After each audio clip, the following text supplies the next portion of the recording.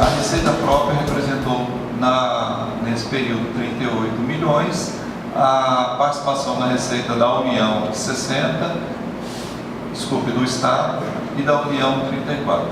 Percentual que a gente tem aqui entre o que estava previsto e o que foi liquidado, né? Porque o relatório de gestão fiscal, a gente utiliza aquilo que foi liquidado. O que é uma despesa liquidada? É uma despesa que foi empenhada e, porém, ela pode não ter sido paga ainda. Então, ela está pronta para ser paga, considera-se liquidada, ou seja, a despesa já foi concretizada, a nota fiscal já foi validada, o fornecedor já entregou a mercadoria, todo esse processo conforme está lá na Lei 4.320. Aqui também a gente tem uma comparação pelos programas, né? O que estava previsto, né? E o que foi liquidado. Então a gente observa que alguns programas eles superam, outros não, e ao passo que a gente tem aqui de 263 milhões, que era o que estava no orçamento, 100%, 82% desse valor foi liquidado. Então, de 100%, 82%, a gente tem aí a demonstração daquele superávit. A dívida flutuante. A dívida flutuante é aquela dívida que a gente tem que pagar até o exercício subsequente, ou seja, aquilo que vai variando são as despesas exigíveis de curto prazo. E a gente tem um restos a pagar comparativo aqui de 2015, 2016 e 2017. Como é que isso ficou? A gente tem, em 2015 era 4 milhões, em 2016 22 milhões e em 2017 21 milhões. Essa dívida está composta nessa situação. Então a gente tem os precatórios, as entidades creditoras, entre elas o INSS, e aqui o total desses períodos, né? Então a gente tem uma certa oscilação. De 2015 a gente tinha 40 milhões, depois baixou para 26 milhões e agora a gente está com 27 milhões. De qualquer forma, essa dívida, embora ela pareça ser um valor considerável, né, 27 milhões, ela está dentro da capacidade de pagamento que o município tem, né, de acordo com o controle e a sua disponibilidade. O patrimônio líquido, que é as riquezas que o município tem, tirando as suas obrigações, né, seu ativo, as suas obrigações, o seu passivo, que sobra, a gente tem essa situação aqui nos períodos, né? Então, é 213, 277, 163 e 179 milhões.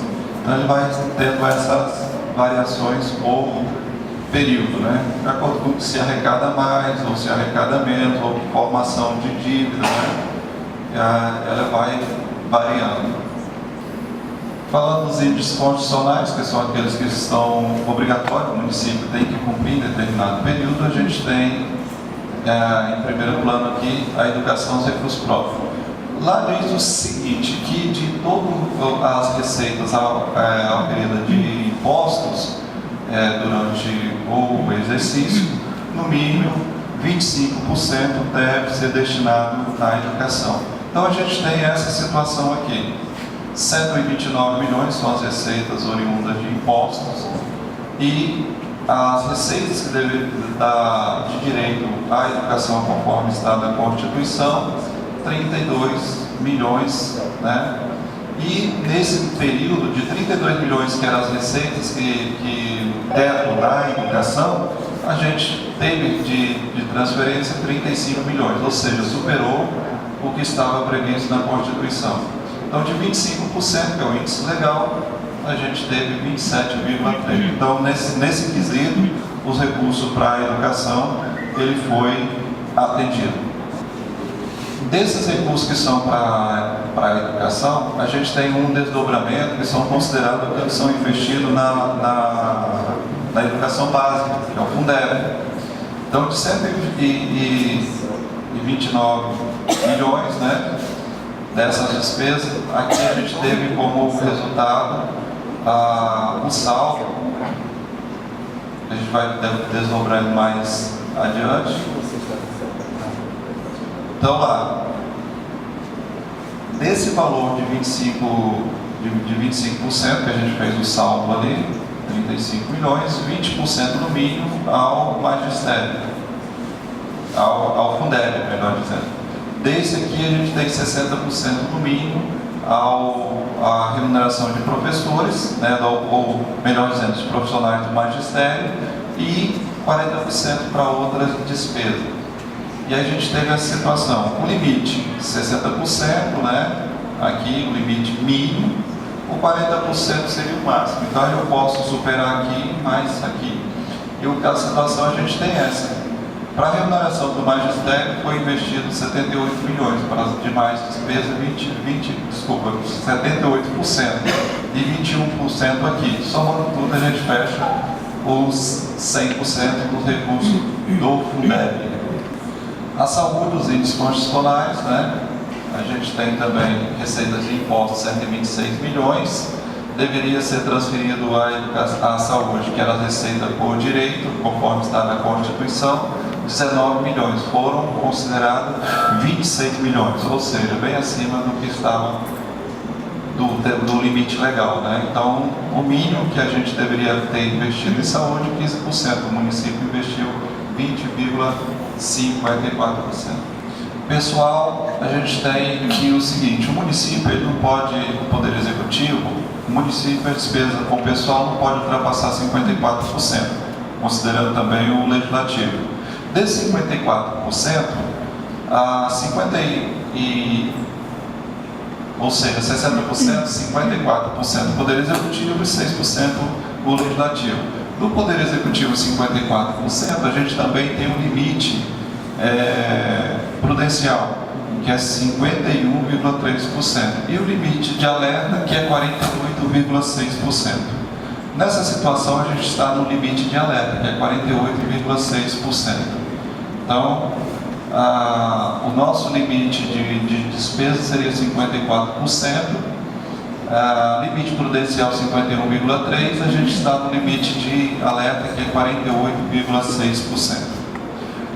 De qualquer forma, o que a gente pode traduzir disso, desses índices? É que o município, embora ele esteja ali no limite de alerta, a despesa com o pessoal está sob controle. E essa variação por período durante exercícios, né? Quadrimestre de 2015, 2016 e vem até 2017. Então essa curva demonstra essa variação e ela nunca ultrapassou o limite, né, que a gente tem, limite legal de 54%. Que é o total das receitas corrente líquida, porque é o seguinte, compara-se esse limite aqui à receita corrente líquida, que também está lá fundamentado na Lei de Responsabilidade Fiscal. Ela dá a fórmula para que a gente encontre a receita corrente líquida.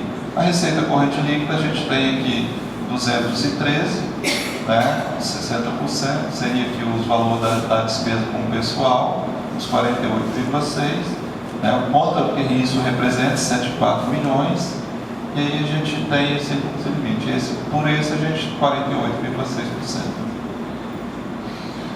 Resultado primário. O resultado primário é a confrontação entre as receitas correntes com despesas correntes. Receitas correntes são aquelas receitas que a gente tem para ser utilizada são aquelas receitas, melhor dizendo, provenientes para custeio. E as despesas correntes também são as despesas de custeio. Tudo que a gente tem de menor, né, ou que se economiza nas receitas correntes, a gente tem o superávit primário. E quando a gente tem receitas correntes menor do que despesas, a gente tem esse déficit no superávit primário. Então, tudo isso é um balanço de comparações que faz no período, que isso vai resultar ou não num déficit ou superávit. Ou seja, formação de dívida ou pagamento de dívida, quando houver. Nesse período, a gente tem, em 2017, né, esse período comparado, uma meta que era negativa de 2 milhões, né, 127 mil, Isso quer dizer o seguinte, que a gente poderia formar dívida nesse período, nessa situação. Então, até a gente poderia ter uma formação de dívida até de 2 milhões, né, se comparado, porque as receitas poderiam ser menor do que as despesas.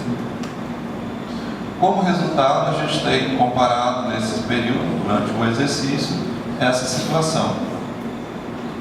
Então, teve um superávit nesse período, um superávit primário, durante o exercício, de 18 milhões. A gente tinha uma meta que poderia formar dívida, ou seja, a receita primária ser menor do que as despesas, né, que a receita corrente menor do que a despesa corrente, e a gente superou o que estava previsto. Quando os municípios ou o Estado eles não estão adequados à lei de responsabilidade fiscal, todos os convênios eles são tirados, né? Ou seja, o município ou o Estado não recebe recursos federais se não tiver atendido esses limites que está ali ajustado na lei de responsabilidade fiscal. Isso é válido também quando o município não atinge ou não está, as suas contas não está adequado à lei de responsabilidade fiscal, o Estado também fica impedido de repassar recursos. Então, com isso, nosso resultado nominal, a gente tem o seguinte: resultado nominal é a variação de dívida por período. Então, como se varia essa dívida por período? No início do exercício, né, ao final do exercício, a gente tem essa situação. Então, o que a gente pode extrair em síntese desse nosso resultado das contas durante o exercício de 2017? É que, embora a gente não conseguiu aferir todas ou alcançar todas aquelas receitas que estavam programadas no orçamento, mas as despesas elas foram adequadas ao limite que a gente tinha de receita. Então, reduziu as despesas para que elas pudessem adequar às receitas. E quanto à formação de dívida, essa dívida, embora ela tenha lá um limite estabelecido também na legislação, a gente está bem abaixo daquele limite estabelecido. E a confrontação também das metas, tanto de resultado primário como de resultado nominal, elas foram alcançadas durante o exercício. Isso indica que o município, durante o exercício de 2018, ele está apto para receber as transferências voluntárias da União e também do Estado, e também para receber a aprovação das contas perante o Tribunal de Contas do Estado. Porque funciona assim: as nossas contas, que são as contas do município, dos municípios, né, não só de Paraná, elas são analisadas e avaliadas pela auditoria do Tribunal de Contas. E o Tribunal de Contas é que dá esse parecer, se as contas merecem ou não serem aprovadas. Então, se não atingir nenhum desses índices, com certeza, que são os índices fiscais, os índices constitucionais, as contas elas já recebem parecer desfavorável pela aprovação. A gente vai passar agora para a demonstração das secretarias, né? E as secretarias elas vão detalhar essas execuções conforme foram dentro daqueles programas, né? Ficou na ordem a Secretaria de Obras, né? Então a gente tem em primeiro plano a Secretaria de Obras. A Secretaria de Obras ela está centrada em 2 programas, né? Que é o programa de PRO Infra Rural, que é o programa de infraestrutura rural, e o programa de infraestrutura urbana. E aí eles vão demonstrar o que eles fizeram com parte desse recurso, ou seja, a concretização dos recursos que eles ficaram disponíveis para eles, os benefícios que eles trouxeram investimento na sociedade. Bom, então encerrado a nossa terceira audiência, né, do último quadrimestre de 2017, a gente vai para um café, né? Para todos, nosso muito obrigado.